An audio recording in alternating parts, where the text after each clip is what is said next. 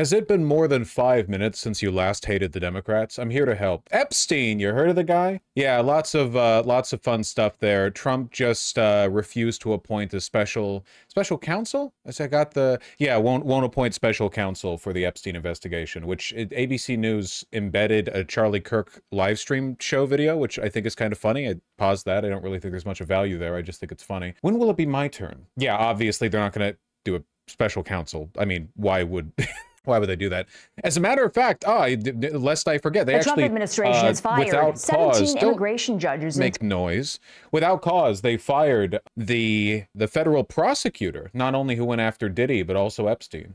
Or sorry, Ghislaine Maxwell? Didn't she also go after Epstein? No, I guess that would have been too early. She was also involved in the office's case against Epstein. Okay, yeah, no, she really was. Diddy, Epstein, Ghislaine, she really was like the anti-pedophile inquisitor. They just canned her ass. I wonder why. She's the daughter of former FBI Director James Comey, I'm being told by abcnews.go.com. That might be one of the reasons. It might be that Diddy kind of pressured the administration. It might be, I don't know. There are so many reasons for the Trump administration to fire anyone who's anti-pedophilia. Really, like they have just a laundry list of reasons. Far be it for me to speculate. Anyway, this is all obviously like really optically damaging to the right. A significant majority of Americans are unsatisfied with the government's handling of the Epstein investigation. So, you know, obviously like the Democrats, wise as they are taking every opportunity to pounce on the Republicans in a moment of weakness. And yeah, Nancy Pelosi, just take it away.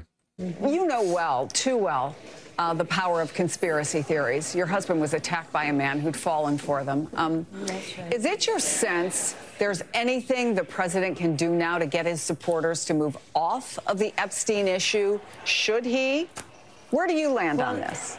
You know, again, this is a distraction.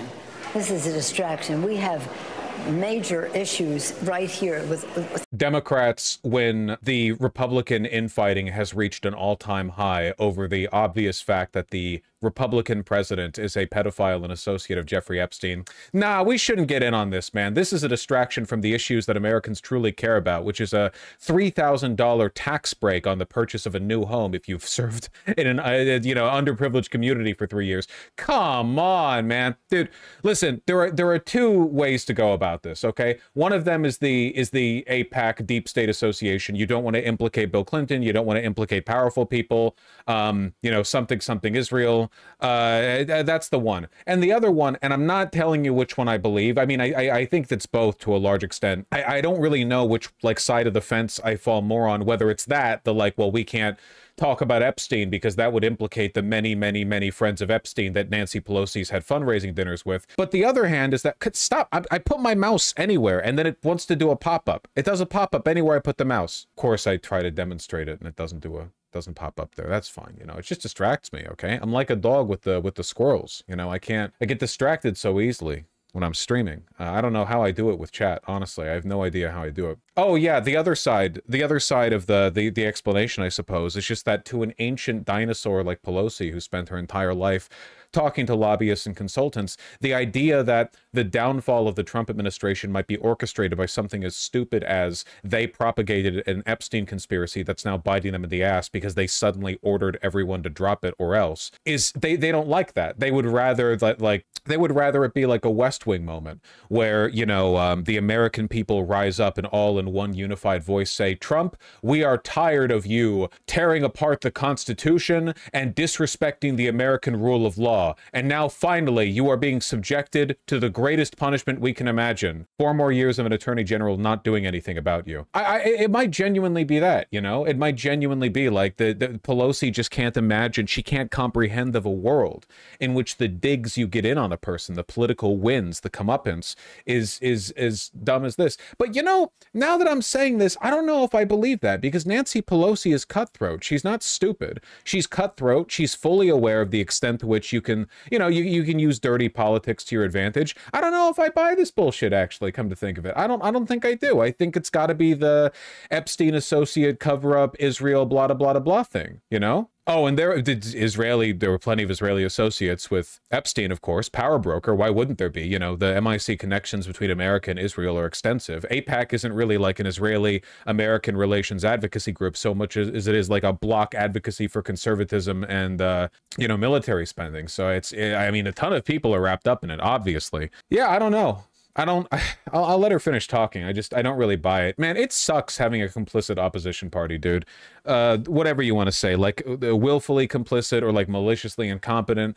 Paid opposition, I don't know if I've ever really bought the paid opposition thing, mostly because it seems like the Democrats just keep like up. Like they don't, if they were paid opposition, I think they would do a better job on some things because it would better shore them up to support the underlying policies, you know?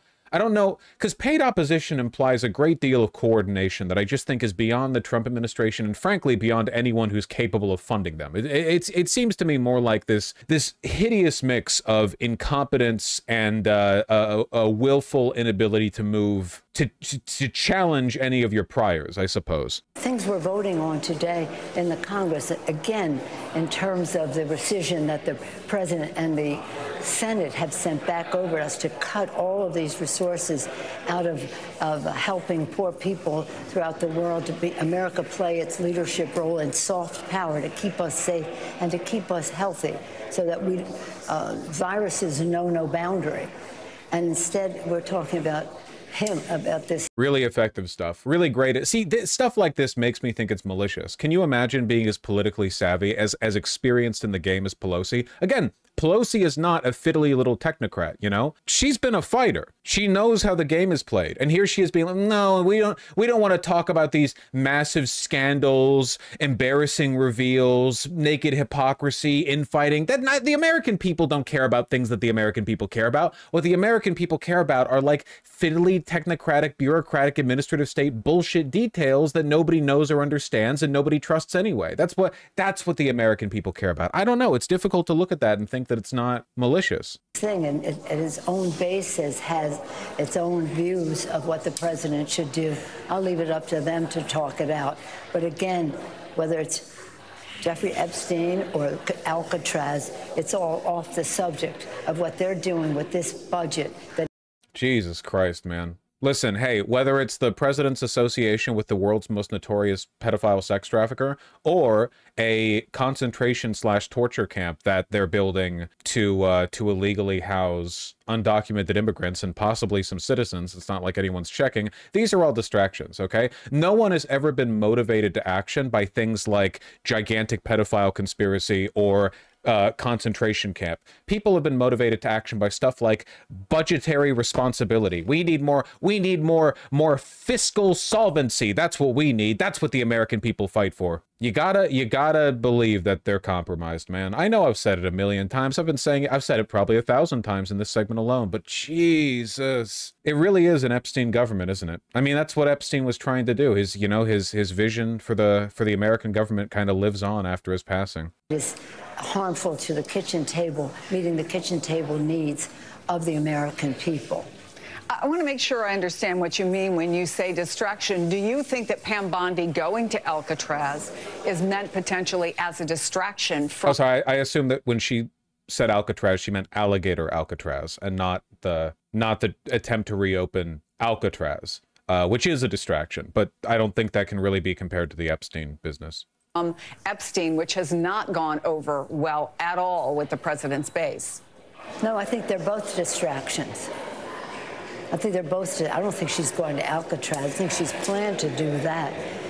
But she's not even engaging with the idea. Again, it's got to be malicious. She's not even engaging with the reporter from MSNBC is like, are you serious? Like the Epstein stuff is like actually the biggest instance of infighting we've seen within the GOP in a long time. Like, even more so than the schisms between Trump and Elon. Like, it's actually really big. You seriously think that's a distraction? Like, we shouldn't capitalize on it? And Pelosi's like, nah, not really. I think that they're both off the subject of what is happening, changing the character and the culture of America by undermining, by placing huge trillions of dollars of national debt on the for future generations to carry forward at the expense of... Jesus Christ, dude. Yeah, you gotta believe it's malicious. I refuse to believe that somebody as politically savvy as Nancy Pelosi honestly believes that the way you win elections is by talking about the debt and not about the single most captivating and plausible conspiracy narrative in modern history. Like, the Epstein stuff laps anything involving 9/11 or the moon landings, you know? Those were conspiracies back when conspiracy crankery wasn't mainstream, not the way it is now. The Epstein stuff is like a national polling issue, okay? I don't think, like, a majority, like 60% of Americans are dissatisfied with the handling of the Epstein case for the Trump administration. I don't think anything like that ever came out about 9/11. Like a national poll, 60% of Americans question whether the planes were real or whether they were holograms or whether a bomb was planted. And just, you're just leaving it up in the air. It's crazy. It's absolutely crazy. I don't know, man. I don't know. It's pretty grim. Thank God she's on her way out. The health, nutrition, education of the American people. Shut up. Hate the Democrats, man. They would sign the country away to indefinite rule by pedophile Republicans rather than like give up the game and acknowledge the fact that you know, the people they know are compromised by Epstein, or acknowledge the fact that, you know, it's not all fiddly budget bullshit that motivates people to vote in elections, but rather, you know, captivating them and engaging them where they are with narratives that mean something to them. I'm rambling. I'm rambling at this point. I hate them, you know? I hate them. You realize, like, if the Democratic Party was even remotely competent, and again, I don't mean like exceptionally competent. I'm not saying everyone's like Mamdani, where they're super charismatic and they're always on point. You know, I'm just talking like just like a normal politician from the 1950s or 60s, you know? Not on race issues or anything, but on disposition, on character. Because again, you look at the history books, Democrats or liberals, it was more complicated back then, in the 1930s, 40s, 50s, 60s, had way the more blood, redder blood, than Democrats do today. Liberalism used to be something that people fought for with as much enthusiasm and aggression as we now associate with fascists. Not anymore, of course, because it's all neoliberal corpo bullshit, but people used to fight for something. If you had a remotely competent Democratic Party, they would be winning the next presidential election by FDR margins. And I mean, I'm not trying to be rhetorical or anything. I don't mean that like, they're that bad, I'm being hyperbolic. I genuinely mean it. I think you could easily get like a 70-30 sweep across the nation if the Democrats were even remotely competent. Just embarrassing that we have to watch them lose over and over again. Then if they win, things are barely even better. At least they're worse slower. That's what they can take credit for. They're worse slower.